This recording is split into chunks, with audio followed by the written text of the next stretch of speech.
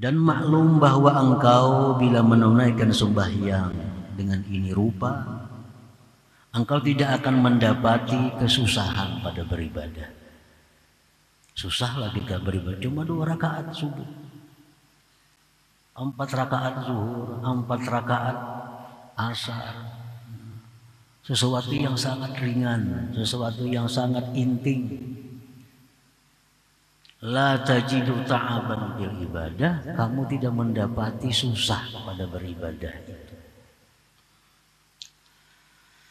Walam tafutta maslahatul ma'isha, dan tidak akan luput akan engkau urusan kemaslahatan penghidupan engkau. Artinya yang sedemikian ini kadang mengganggu, tidak mengganggu kemaslahatan usaha engkau.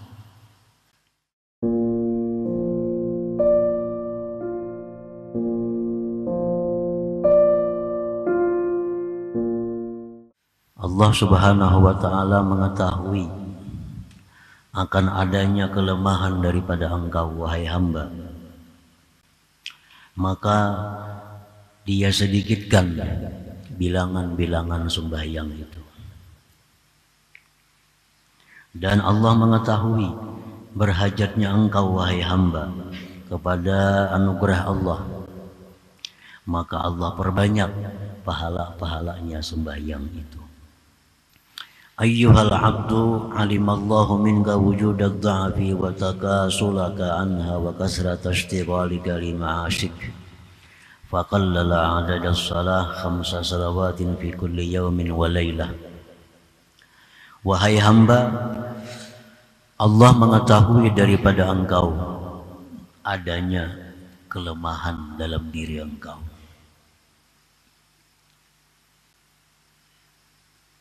Dan Allah mengetahui akan malasnya engkau daripada sembahyang itu.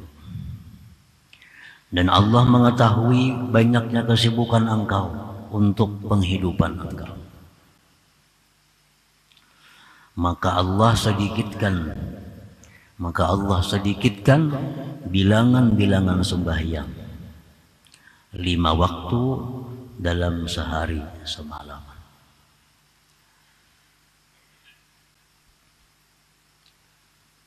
فَفَرَضَ عَلَيْكَ رَكْعَتَيْنِ فِي الصُّبْحِ وَأَرْبَعَ رَكَعَاتٍ فِي الظُّهْرِ وَكَذَا فِي الْعَصْرِ وَثَلَاثًا فِي الْمَغْرِبِ وَأَرْبَعًا فِي الْعِشَاءِ. 5 waktu dalam sehari semalam itu sudah sedikit, ditambah lagi dengan rakaat yang sedikit. Subuh cuma 2 rakaat, zuhur asar 4 rakaat, maghrib 3 rakaat, dan isya 4 rakaat. Nah, hanya ini yang dipardukan Allah kepada kita, sembahyang itu 5 waktu dalam sekian rakaat yang sangat sedikit tadi. Wa ja'ala hadha tartib bi hadha tafawut litakuna qariban min Allah. Dan Allah jadikan ini susunan dengan ini perbedaan supaya engkau selalu dekat dari Allah. Subuh ini waktunya diatur oleh Allah. Subuh, zuhur, asar, maghrib, isya, ini waktu-waktu sudah diatur sedemikian rupa oleh Allah agar hamba ini selalu dekat dengan Allah, agar hamba ini jangan jauh dari Allah, jangan lupa kepada Allah. Wa ma'lumun annaka idza addaita as-salah bi hadhihi surah la tajidu ta'aban bil ibadah wa lam tafutka maslahatul ma'isha. Dan maklum bahwa engkau bila menunaikan sembahyang dengan ini rupa, engkau tidak akan mendapati kesusahan pada beribadah. Susahlah kita beribadah, cuma 2 rakaat subuh, 4 rakaat zuhur, 4 rakaat asar. Sesuatu yang sangat ringan, sesuatu yang sangat inting. La tajidu ta'aban bil ibadah, kamu tidak mendapati susah pada beribadah itu.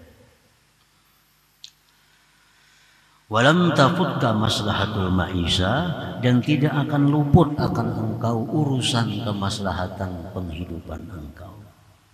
Artinya yang sedemikian ini kadang mengganggu, tidak mengganggu kemaslahatan usaha engkau.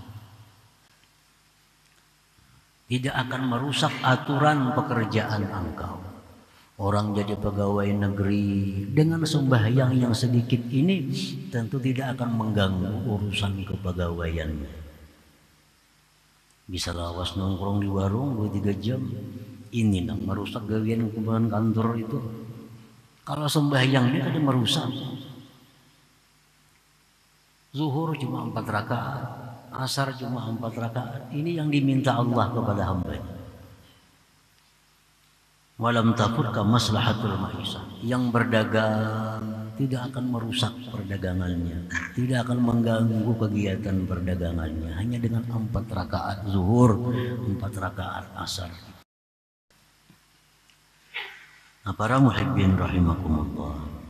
Jadi jumlah rakaat yang ditetapkan oleh Allah, subuh 2, 4, 4, 3, 4, ditambah lagi waktu-waktu yang ditentukan Allah, itu semua adalah mengandung rahasia dari Allah, mengandung kebaikan-kebaikan yang banyak kepada kita.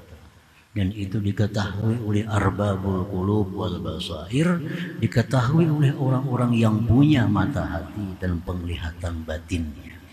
Kenapa Allah mewajibkan subuh 2? Itu ada rahasia yang besar, yang kebaikannya untuk kita. Kenapa zuhur mesti 4? Itu ada kebaikannya. Nah, para muhibbin rahimakumullah.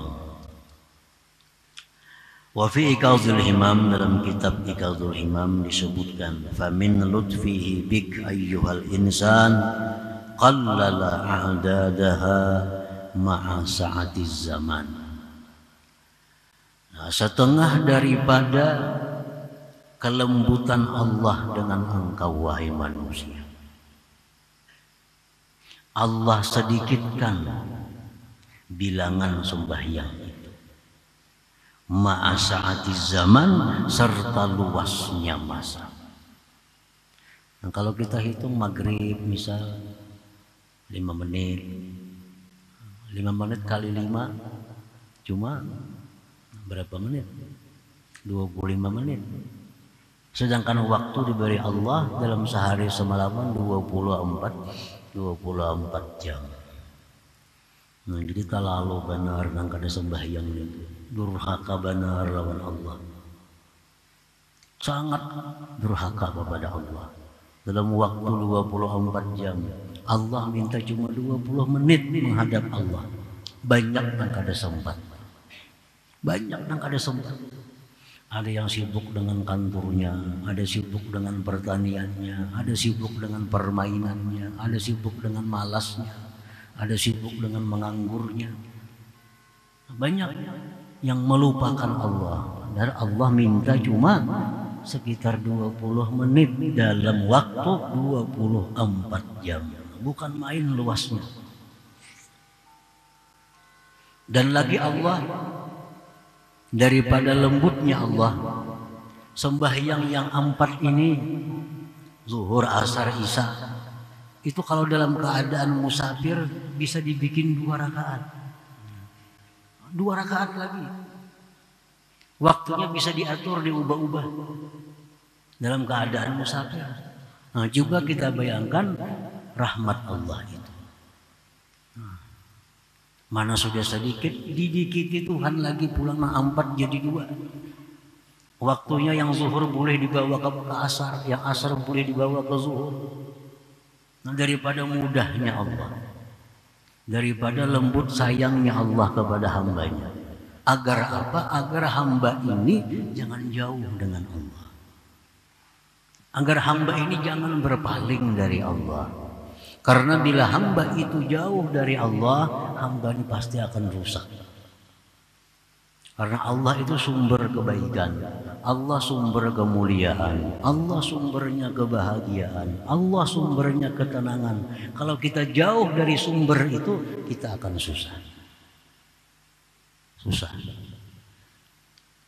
Nah, jadi Allah itu menghendaki, mengingini agar kita ini selalu dekat dengan sumber ketenangan, dengan sumber kekayaan, sumber kemuliaan. Nah, maka Allah wajibkan kepada kita sembahyang itu.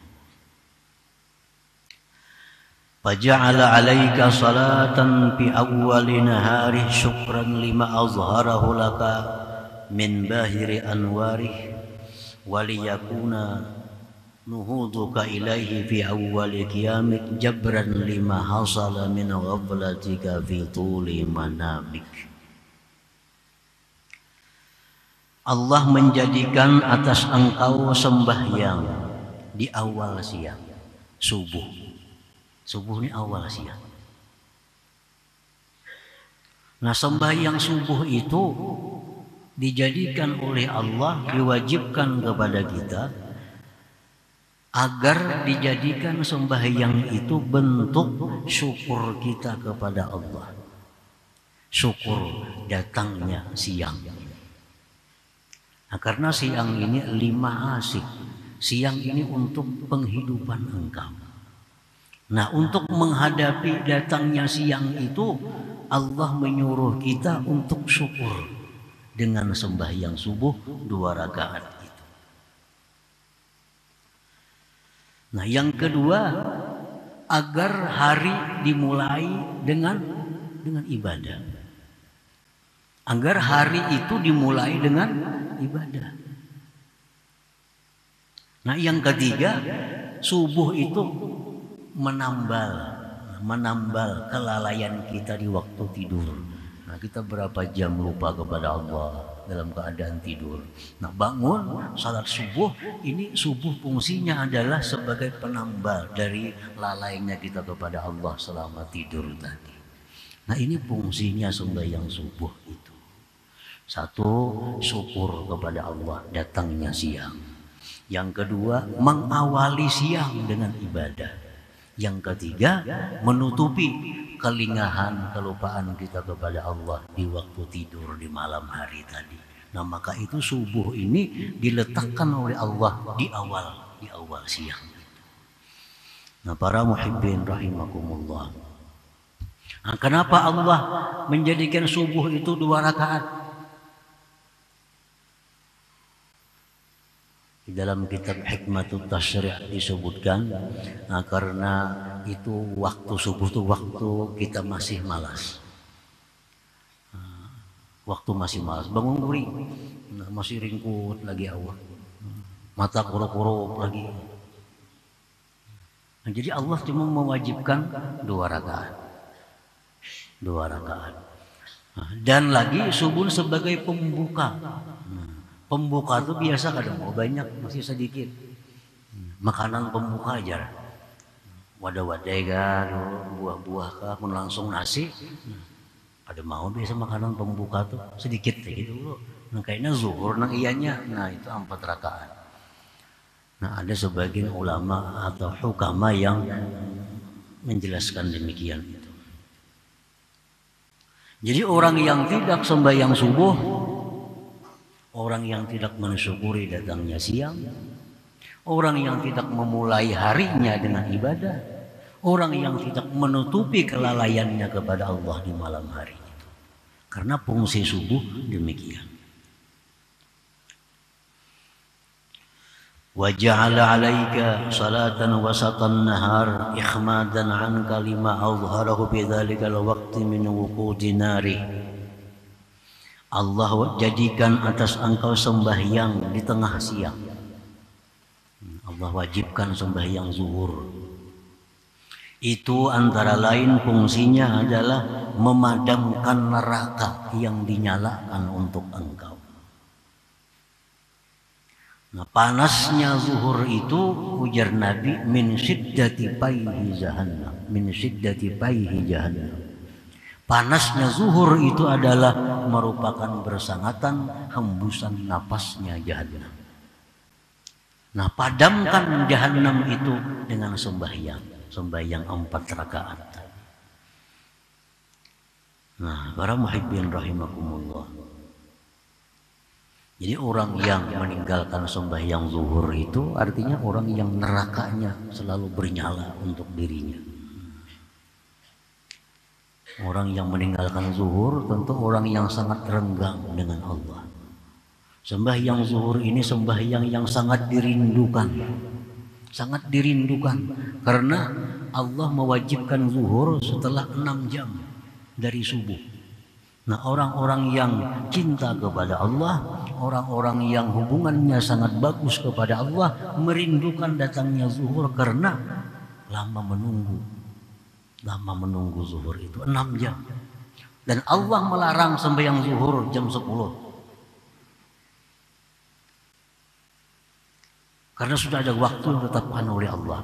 Jadi sembahyang zuhur sembahyang yang merupakan maksukul arifin, sembahyang yang dirindukan oleh orang-orang yang kenal dengan Allah Subhanahu wa taala.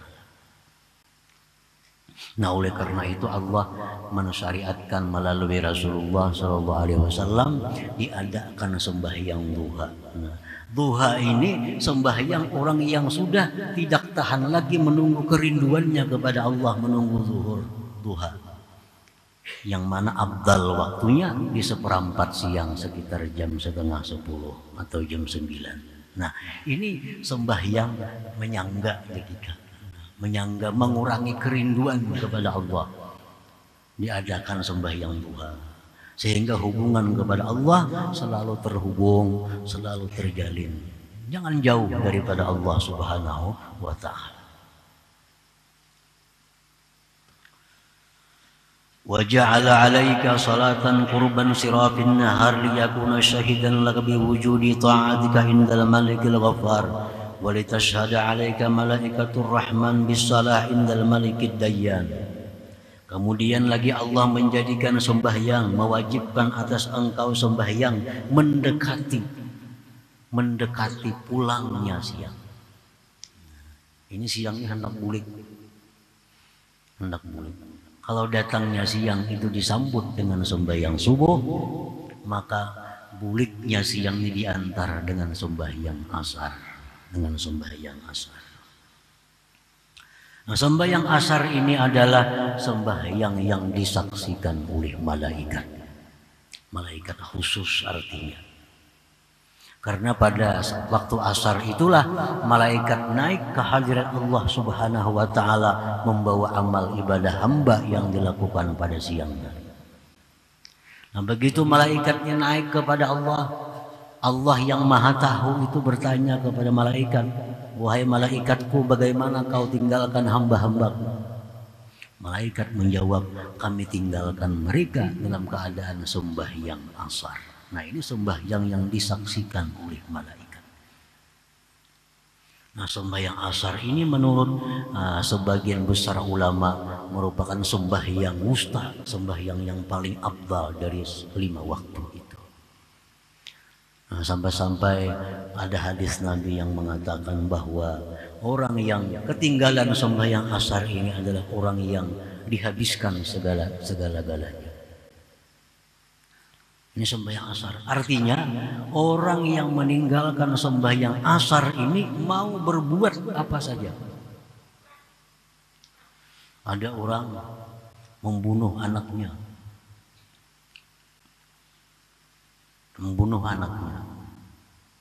Kemudian anaknya dibuat di dalam cuka. Mbak dibunuh. Dibuatnya dalam cuka. Cukanya dijualnya pulang. Cuka najis lagi nih. Macam-macam dosa diperbuatnya. Disampaikan kepada Rasulullah SAW tentang perilaku orang tadi. Ujar Rasulullah, itu orang kada sembahyang asar. Artinya orang yang tidak sembahyang asar, dia mau berbuat apa? Bisa membunuh, bisa menipu, bisa merampok, bisa apapun. Kalau orang yang meninggalkan sembahyang asar, ini sembahyang yang khusus daripada sembahyang lainnya. Jadi sembahyang asar ini diibaratkan hidup kita itu laksana sembahyang penutup. Orang yang selalu menjaga sembahyang asar, orang yang selalu menjaga sembahyang asar pada waktunya, itu ada semacam alamat bahwa orang ini adalah husnul khatimah. Ada alamat husnul khatimah. Orang yang melalaikan asar, orang yang kadang sembahyang, kadang-kadang, orang yang kadang-kadang melewatkan asar dari waktunya, nah ini tanda-tanda orang ini su'ul khatimah. Karena asar ini penutup hari, penutup siang. Kalau penutup itu bagus, maka penutup umur kita pun bagus. Asar. Wa aujaba 'alaika salatan bi awwali zamanil lail istiftahan lidzalika az-zaman bi wujudi ta'atik kama istaftahta awwala naharik wastihbadan lima yatawakka'u min ajaibil lail. Kemudian lagi Allah wajibkan atas engkau sembahyang di awal masa malam. Nah, awal masa malam. Allah wajibkan lagi sembahyang kita maghrib. Ini sembahyang adalah iftitah zamanil lail, pembuka malam. Karena begitu azan maghrib itu masuk malam. Mulai malam itu mulai maghrib gitu. Nah jadi malam ini dimulai dengan sembahyang, dimulai dengan taat kepada Allah. Malam itu dimulai dengan ibadah. Dan lagi sembahyang maghrib itu fungsinya adalah sebagai minta penjagaan kepada Allah daripada hal-hal yang terjadi di malam hari. Nah, kalau malam itu ada hal-hal yang kejahatan, biasa malam itu datangnya bala bencana, biasa malam datangnya musibah. Nah sembahyang maghrib ini fungsinya adalah merupakan minta perlindungan kepada Allah daripada apa yang akan terjadi di malam hari itu. Summa lamma aradta an tanama an saydik wa taghfula an rabbik wa tatamatta'a bi firashik amaraka an tudi'ahu bi hudurik ilaih wa ayyakuna akhiru ahdi wujuda ta'atik. Kemudian manakala engkau hendak tidur, engkau hendak meninggalkan Tuhan engkau hendak bersenang-senang dengan hambaran engkau, Allah wajibkan engkau sembahyang Isya 4 rakaat. Ini sebagai sembahyang perpisahan engkau dengan Tuhan engkau. Sembahyang Isyanya 4 rakaat. Karena imba Isya ini bakal guring. Isya penutup sembahyang malam. Nah habis Isya ini kita bakal guring, kita bakal lupa kepada Allah. Jadi sebelum kita guring, sebelum tidur, sebelum lupa kepada Allah, ucapkan dulu perpisahan kepada Allah melalui sembahyang Isya itu. Nah para muhibbin rahimakumullah, jadi itulah antara lain hikmahnya Allah menetapkan waktu-waktu sembahyang demikian tadi. Nah itu hikmahnya. Ada maksud-maksud khusus dari Allah yang intinya adalah agar kita selalu dekat dengan Allah Subhanahu wa ta'ala. Wa alima ihtiyajaka ila fadlih fakassara amdadaha, dan Allah mengetahui berhajatnya engkau kepada anugerahnya, maka dia perbanyak amdadaha ay sawabaha, pahalanya. Allah tahu bahwa kita ini butuh pahala yang banyak. Manusia itu perlu kepada pahala yang banyak. Karena itu sebab keselamatan mereka di akhirat. Karena di akhirat itu ada mizan, ada timbangan amal. Nah, timbangan amal ditimbang amal kebaikan kita, ditimbang dosa kita. Nah ini masa saat yang kita memerlukan sebanyak-banyaknya kebaikan. Itu saat-saat yang mendebarkan kita, yang menegangkan kita. Kalau banyak timbangan kejahatan, ke neraka. Kalau menang timbangan kebaikan, timbangan kebaikan menang surga. Nah, itulah saat yang mendebarkan, saat yang menegangkan kita.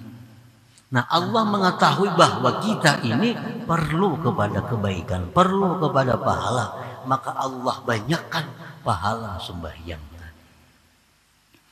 Dalam Al-Quran Allah berfirman, فَأَمَّا مَنْ ثَقُلَتْ مَوَازِينُهُ فَهُوَ فِي عِيشَةٍ رَاضِيَةٍ وَأَمَّا مَنْ خَفَّتْ مَوَازِينُهُ فَأُمُّهُ هَاوِيَةٌ. Orang yang berat timbangan kebaikan, walaupun sazarrah, artinya ini kebaikannya ini sedikit atau banyak, sedikit banyaknya, cuma banyak kebaikan.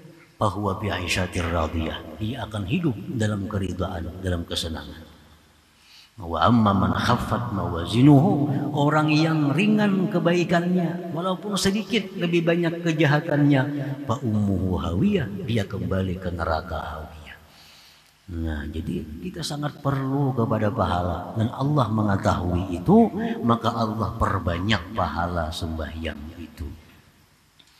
Nah, para muhibbin rahimakumullah, faja'ala kulla salatin bi ashrin wa huwa khamsun fil his khamsun bis sawab.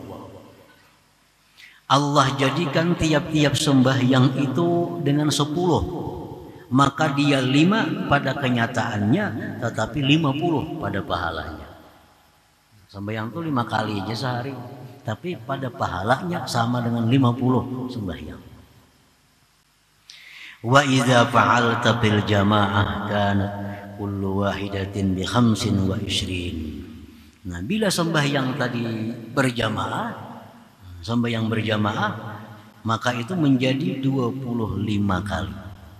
25 kali ganda, 25 kali lipat ganda. Wa tudha'abu bi 'ashrin, ditambahkan, dilipatkan 10. Fasarat mi'atain wa khamsin fi kulli shalah, maka jadilah tiap-tiap satu sembahyang itu berjamaah nilainya 250 kebaikan. Nah, kan satu kali sembahyang 10. Nah, ditambah kalau berjamaah 25. Nah, 25 kali 10 berarti 250 satu waktu. Nah, 5 waktu berarti 1250.